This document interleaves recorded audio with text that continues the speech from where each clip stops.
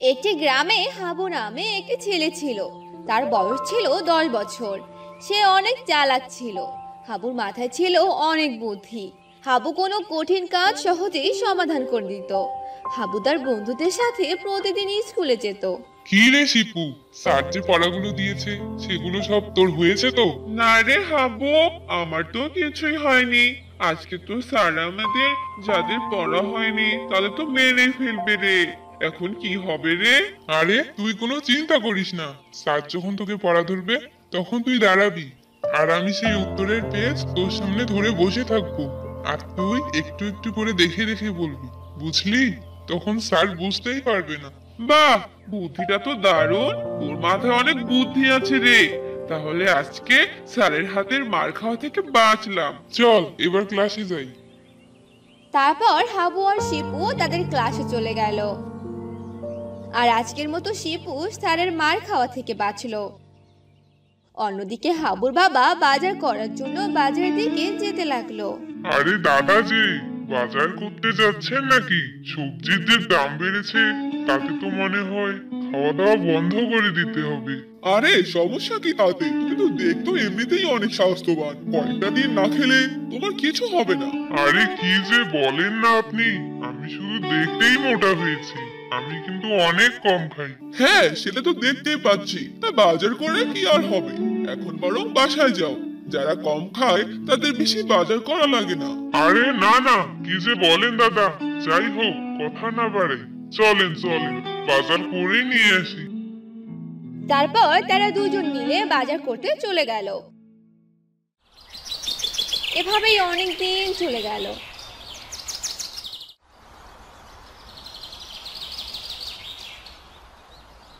একদিন শিপু স্কুলে গেল না।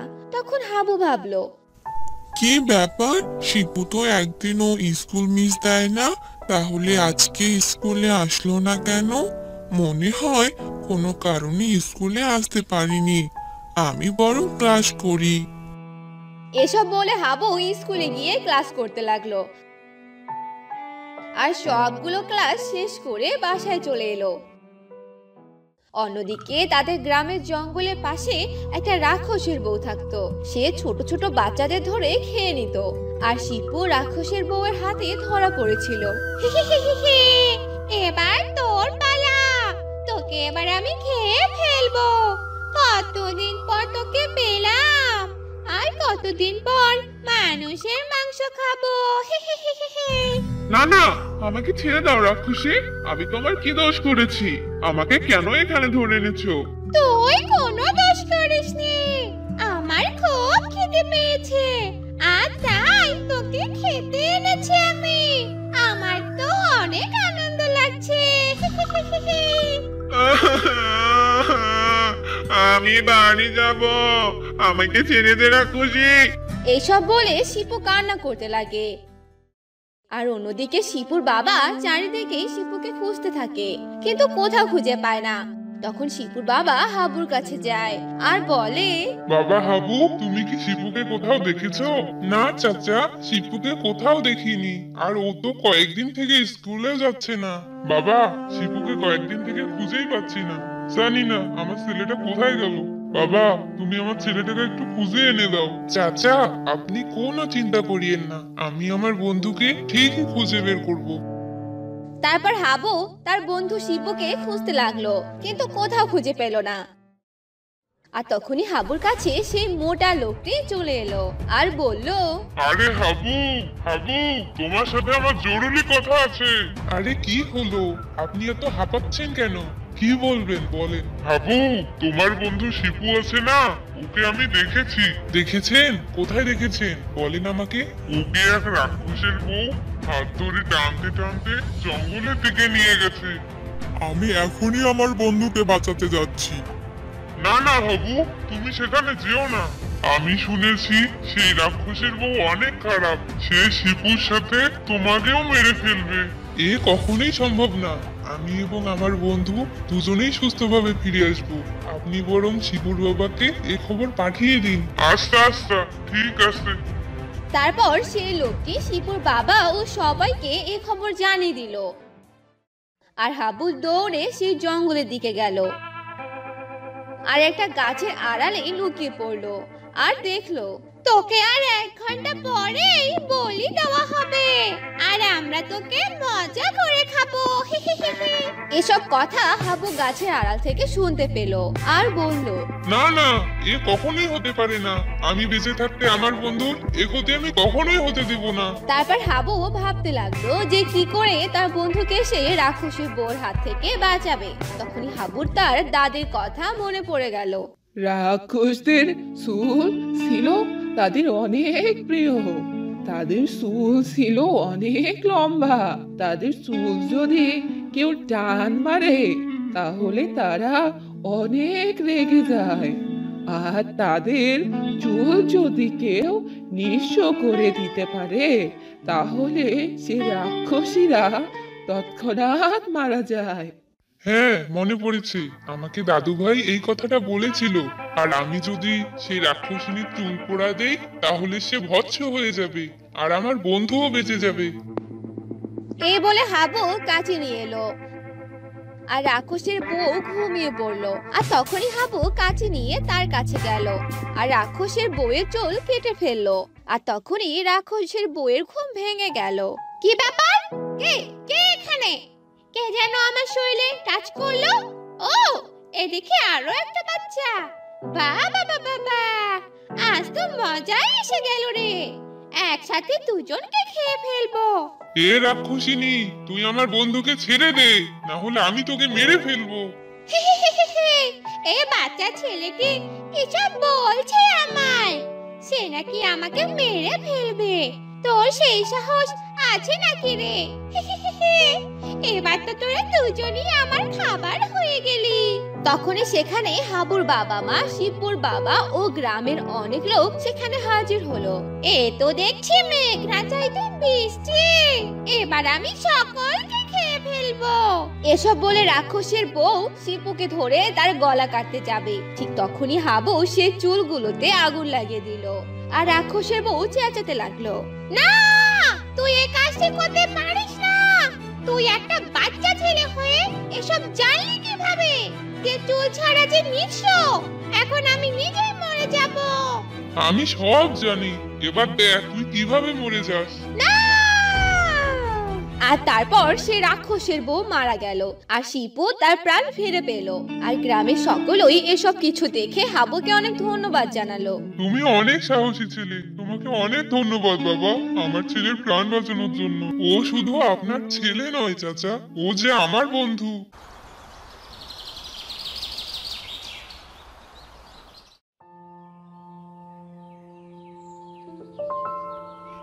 এই যে আঙ্কেল, কোথায় যাচ্ছেন? এই তো বাবা, বাড়িতে যাচ্ছি। কেন, কিছু বলবে? হ্যাঁ আঙ্কেল, অনেক কিছুই তো বলতে চাচ্ছি, তবে আমাদের হাতে বেশি সময় নেই, তাই তাড়াতাড়ি বলছি যা আছে সব আমাদের কাছে দিয়ে দেন। সব দিয়ে দিব মানে? কারা তোমরা? আরে আঙ্কেল, আপনি দেখছি অনেক বোকা, কিছুই বুঝতে পারলেন না এখনো। আমরা তো ডাকাত। হা হা হা হা হা। দেন দেন, তাড়াতাড়ি যা আছে সব বের করে দেন। কে? দিনের বেলা ডাকাত? এই বলে হাবুর বাবা চেঁচাতে লাগলো। তখনই সেখানে থাকা আরো একটি ছেলে হাবুর বাবার মুখ চেপে ধরলো আর হাবুর বাবার কাছে থাকা ফোন আর কিছু টাকা নিয়ে নিল আর সেখান থেকে চলে গেল। হাবুর বাবা বাড়িতে চলে এলো আর বসে পড়লো। তখন সেখানে হাবু এলো আর বলল, কি হয়েছে বাবা, তুমি এভাবে চুপ করে বসে আছো কেন? কয়েকটি ছেলে আমার ফোন ও টাকা নিয়ে গেছে। ছেলেগুলো ডাকাত ছিল। কি বলছো বাবা? তারা কয়জন ছিল বাবা? তোমার কোনো ক্ষতি করেনি তো? আমার সবকিছু তো নিয়েই গেছে, আর কি ক্ষতি করবে? তারা 3 জন ছিল। আচ্ছা বাবা, ঠিক আছে, আমি একটু আসছি। আসছি মানে? কোথায় আবার যাবে এখন? কোথাও না বাবা, শিপুদের বাড়ি থেকেই আসছি। এই বলে হাবু ঘর থেকে বেরিয়ে হাঁটতে থাকে আর ছেলেগুলোকে খুঁজতে থাকে আর মনে মনে বলে, এবার যদি সেই ছেলেগুলোকে একবার খুঁজে পাই তাহলে তাদের এমন মার মারবো কখনো ভুলবে না। তারপর হাবু হাঁটতে হাঁটতে একটা দোকানের সামনে চলে এলো। সেখানে তিনটি ছেলে একসাথে বসে চা খাচ্ছিল, আর তাদের মধ্যে একজনের হাতে হাবুর বাবার ফোন ছিল। তখন হাবু বলল, ও, তাহলে এরাই সেই ডাকাত। আমার বাবার ফোন টাকা নিয়ে এখানে এসে মজা করে চা খাচ্ছে। দাঁড়া, তোদের দেখাচ্ছি মজা। এই বলে হাবু সেই ছেলেগুলো সামনে গেল আর বলল, এই যে আঙ্কেল, এদিকে আসেন। আরে, ওই বাচ্চা ছেলেটি মনে হয় আমাদেরকেই ডাকছে। চল তো গিয়ে দেখি কি হয়েছে। আরে, এই ছেলে, কি হলো, ডাকছো কেন? আঙ্কেল, আমার বাবার ফোন আর টাকাটা আমার কাছে ফিরিয়ে দিন। আরে, এই বাচ্চা ছেলেটি কি বলছে? হা হা হা হা হা।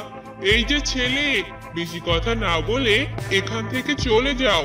আঙ্কেল, ভালোভাবে সবকিছু ফিরিয়ে দিন, নয়তো ভালো হবে না। এই ছেলে, কাহিনী না করে তাড়াতাড়ি চলে যাও এখান থেকে। এই বলে সে ছেলেগুলোকে সেখান থেকে চলে যেতে লাগলো। তখনই হাবু তাদের পিছন থেকে জোরে একটা ধাক্কা দিল। সেই ধাক্কাতেই সবগুলো ছেলে মাটিতে পড়ে গেল। আরে, এই ছেলেটা তো আমাদের ধাক্কা দিল। এই ধর তো এই ছেলেটাকে। তারপর সেখানে থাকা একটি ছেলে হাবুর কাছে এলো আর হাবুকে মারতে লাগলো। তখন হাবু সেই ছেলেকে মারতে লাগলো। এক এক করে সবগুলো ছেলের সাথে হাবু মারামারি করতে লাগলো, আর হাবু তাদের অনেক মারলো। আরে, এই ছেলে তো আমাদের মেরে ফেললো। কি মারটাই না মারলো।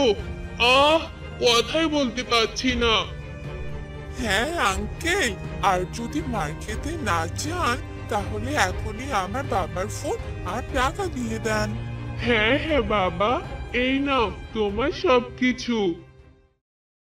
এরপর হাবু সেগুলো নিয়ে সেখান থেকে চলে গেল। আর তারপর হাবু তার বাবাকে সবকিছু দিয়ে দিল। তখন হাবুর বাবা বলল, কিরে বাবা, তুই এগুলো পেলি কিভাবে? তুই মারামারি করেছিস নাকি বাবা? তখন হাবুর বাবা হাবুর পায়ের দিকে তাকালো আর হাবুর পা কাটা দেখতে পেল। তখন হাবুর বাবা আর কিছু বলল না। পায়ে ওষুধ লাগিয়ে দে। এরপর হাবুর বাবা সেখান থেকে চলে গেল।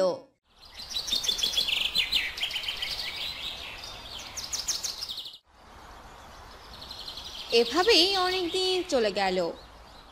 একদিন হাবু আর শিপু স্কুলে যাচ্ছিল। তখন তাদের সামনে এক পরী প্রকট হলো। তখন সে পরী হাবুকে বলল, এই ছেলে, তুই প্রতিদিন আমার রাস্তা দিয়ে যাতায়াত করিস কেন? তুই কি জানিস না এই রাস্তাটা আমার? পরি, এসব কি বলছিলে শিপু? এই রাস্তাটা নাকি পরিদের। এখন দেখি পরিরাও আমাদের সাথে থাকতে শুরু করেছে। কি, তোর এত বড় সাহস? তোরা আমার কথা শুনে হাসাহাসি করছিস? হাবু চুপ কর, চুপ কর, এত হাসাহাসি করিস না। যদি রেগে যায় তাহলে অনেক বড় সমস্যা হয়ে যাবে। এই পরি, আমাদের রাস্তা ছাড়ো, আমাদের অনেক দেরি হয়ে যাচ্ছে, আমাদের যেতে হবে। এই বলে হাবু আর শিপু যেতে লাগলো। আর পরী মনে মনে বলতে লাগলো, তোদের এত বড় সাহস, আমাকে নিয়ে হাসাহাসি করিস? তোদের সাথে আর একবার দেখা হোক, তোদের মজা বোঝাবো। এই বলে পরী সেখান থেকে চলে গেল।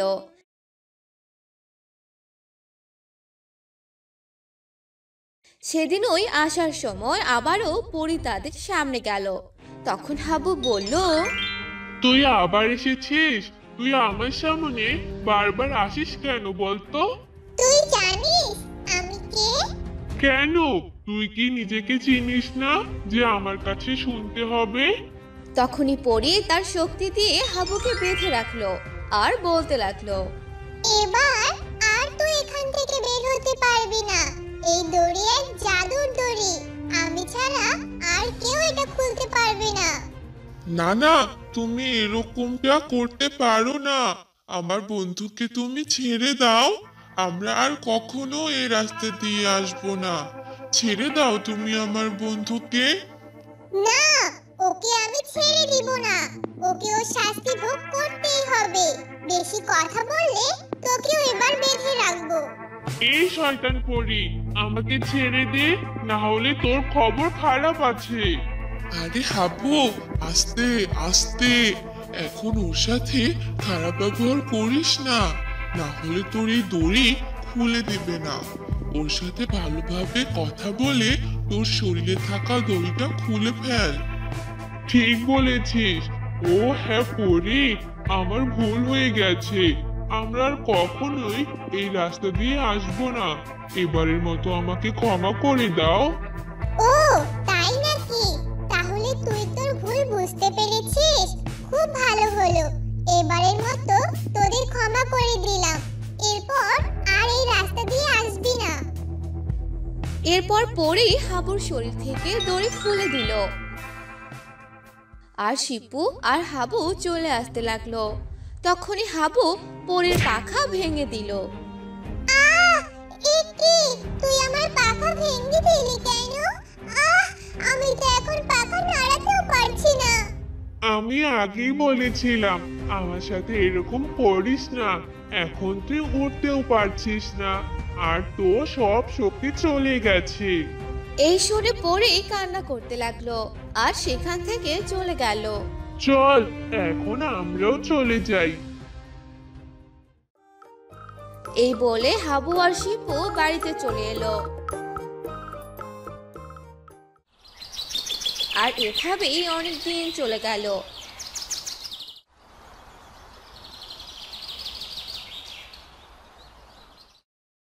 আর তারা সবাই সুখে শান্তিতেই থাকতে লাগলো।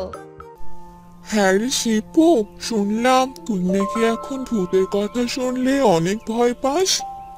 তার বলতে রে হাবু, ভূত নাম কথাটা শুনলেই পুরো শরীরে কাঁটা দিয়ে ওঠে। আমাকে আর কখনো ভূতের কথা বলিস না। তাহলে তো আজ তোকে ভয় দেখাতেই হয়। কি রে হাবু, কি ভাবছিস? কিছু বলছিস না যে? শিপু, আমি ভাবছিলাম তুই এত ভয় নিয়ে বাড়িতে থাকিস কি করে? কেন রে, আমাদের বাড়িতে আবার থাকা যাবে না কেন? তোদের বাড়ির সামনে একটা আম গাছ আছে না, ওখানে আমি একদিন একটা ভূতকে দেখেছিলাম। আমি জানতাম তুই এটা জানিস, আর ওই আম গাছটা তো তোর জানালা দিয়েই দেখা যায়। এ এ এ তুই কি বলছিস রে হাবু? আমার তো এখন অনেক ভয় করছে। আমি আর বাড়িতে যাব না। তাহলে তুই কোথায় থাকবি? কেন, তোর বাসায়? আমাদের বাড়িতে তো ভূত দিনের বেলাতে ঘুরে ঘুরে বেড়ায়। এখন আমি কোথায় থাকবো? ভূত তো আমাকে মেরে ফেলবে। আরে ভীতু, তোর সাথে মজা করলাম, কোনো ভূত নেই বুঝলি। চল এবার বাড়িতে যাই। এরপর তারা যে যার মতো বাড়িতে চলে গেল। হাবুরা যে গ্রামে থাকতো সেই গ্রামে একটি মন্দির ছিল, কিন্তু সেই মন্দিরে কেউ যেত না। অনেকদিন থেকেই মন্দিরটি বন্ধ ছিল। যা দেখে হাবু তার বাবাকে বলল, আচ্ছা বাবা, আমাদের গ্রামে যে একটা মন্দির আছে ওটা বন্ধ কেন? ওখানে কেউ যায় না কেন বাবা? আমি শুনেছি ওই মন্দিরে নাকি ভূত আছে, তাই ওই মন্দিরে কেউ যায় না। যে ওখানে পুজো করতে যায় তাকেই সেই ভূত মেরে ফেলে। এটা তো অনেক ভয়ানক কথা বাবা। তাহলে সেই ভূতকে তো তাড়ানো উচিত। আমরা কেন তান্ত্রিক বাবাকে এখানে নিয়ে আসি না? আরে বাবা, সেই ভূতকে তাড়ানোর জন্য অনেক তান্ত্রিক এসেছিল, কিন্তু কেউ সেই ভূতকে তাড়াতে পারেনি। সেই ভূত যে অনেক শক্তিশালী। এবার আমাকে কিছু একটা করতে হবে। বাবা হাবু, তুমি কিন্তু ওই মন্দিরের আশেপাশেও যাবে না, কথাটা যেন মনে থাকে। ঠিক আছে বাবা, যাব না। যাও এবার পড়তে বসো। এরপর হাবু তার রুমে চলে যায়। পড়তে বসে। হাবু ছিল অনেক সাহসী, কখনো কোনো কিছুতে সে ভয় পায়নি। হাবু যখন যা করতে চেয়েছিল তাই করেছে। হাবু মনে মনে ভাবতে লাগলো, আমাকে যে করে হোক মন্দিরের ভূতকে তাড়াতে হবে, কিন্তু কি করে? যাই, এ নিয়ে শিপুর সাথে কথা বলে আসি। কথা বলে হাবু সাইকেল নিয়ে বেরিয়ে পড়লো আর শিপুর বাড়িতে চলে গেল। কি রে হাবু, তুই এখানে? তুই কি আবার আমাকে ভয় দেখাতে এসেছিস নাকি? না রে, তোকে ভয় দেখাতে আসিনি, তোর সাথে একটা বিষয় নিয়ে আলোচনা করতে এসেছি। কিসের আবার আলোচনা, বল তাহলে। আমাদের গ্রামের পাশে যে মন্দিরটা আছে, ওটা দেখেছিস? হ্যাঁ, দেখেছি তো, অনেক দিনের পুরনো। ওখানে তো কেউ যায় না। ওখানে নাকি একটা ভূত আছে, এই জন্য সবাই ওই মন্দিরে যেতে ভয় পায়, আর সেই ভূত অনেক শক্তিশালী। এখন আমরা কি করব শুনি? আমরা সেই ভূতকে তাড়াবো, আর ভূত ওখান থেকে চলে গেলে সবাই সেখানে পুজো করতে পারবে। না না হাবু, আমি এই ভূতের আশেপাশেও নেই। তুই তো জানিস আমি ভূতকে অনেক ভয় পাই। তোকে কিচ্ছু করতে হবে না, তুই শুধু আমার সাথে থাকবি। আমি যদি মরে যাই? তোকে দিয়ে কোনো কাজ হয় না। ঠিক আছে, আমার সাথে তোকে যেতে হবে না। ঠিক আছে, তুই রাগ করিস না, আমি যাব তোর সাথে। কথা শুনে হাবু সেখান থেকে চলে গেল।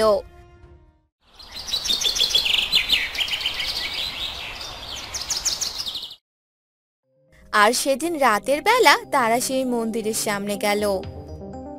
হাবুরে, আমার অনেক ভয় করছে, চল বাড়িতে যাই। একদম চুপ করে থাক শিপু, আমায় দেখতে দে। কে রে আমার আস্তানায়? কার এত বড় সাহস এখানে প্রবেশ করে? এবার সবাইকে খেয়ে ফেলবো। আমাদের মেরো না, আমরা তো তোমাদের কোনো ক্ষতি করিনি। ও বাচ্চারা, তোরা আমার কোনো ক্ষতি করিসনি ঠিকই, কিন্তু কোনো উপকারও করতে আসিসনি, তাই তোরা এখান থেকে চলে যা। আসলে আমি ছোট বাচ্চাদের কোনো ক্ষতি করি না। উপকার? কিসের উপকার? ভূতের আবার উপকার করতে হয় নাকি? আমি এখান থেকে চলে যেতে চাই, আমাকে এখানে আটকে রাখা হয়েছে। আমি সবার কাছে সাহায্য চেয়েছিলাম, কিন্তু কেউ আমাকে সাহায্য করেনি, আমাকে এখান থেকে বের করেনি। এজন্য আমি সবাইকে মেরে ফেলেছি। এবার যদি তোরা আমাকে বিরক্ত করিস, তাহলে তোদেরকেও মেরে ফেলবো। হাবু, চল পালাই, এখানে আর থাকা যাবে না। এই ছেলে দেখছি অনেক চালাক, আমি বরং এক কাজ করি, এই ছেলেকে খেয়ে আমার পেটে ভরিয়ে দেই। তোরা খুব চালাকি করছিস। না না, আমাকে মেরো না। এরপর সেই ভূতটি শিপুর উপর আক্রমণ করতে লাগলো। না না, আমায় মেরো না। হাবু, আমাকে বাঁচা। তুমি আমার বন্ধুকে মেরো না, আমি তোমায় মুক্ত করে দিব। তাহলে এক কাজ কর, ওই বাক্সটার ভিতরে একটা বই আছে, আর সেখানে একটা মন্ত্র আছে। ওই মন্ত্রটা পড়ে আমায় এখান থেকে মুক্ত কর। এরপর হাবু সে বাক্সের তালাটা ভেঙে ফেলে আর বইটা নিয়ে মন্ত্র পড়তে থাকে। এবার আমি মুক্ত। এরপর সেই ভূতটি সেখান থেকে চলে গেল।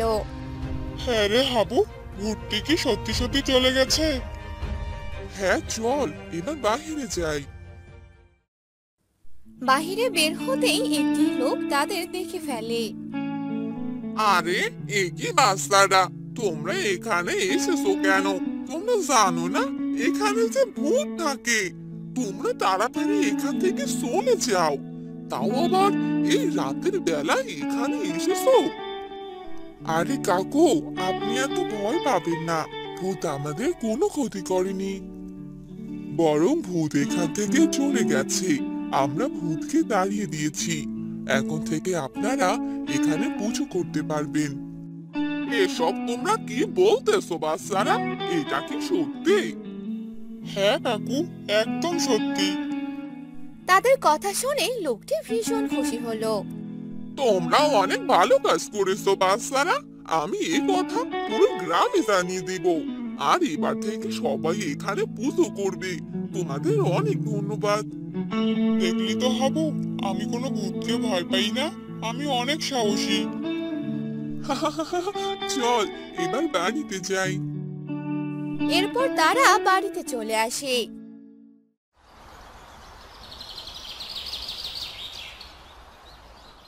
পরদিন হাবুর বাবা হাবুকে ধন্যবাদ জানায়, তার সাহসের প্রশংসা করে।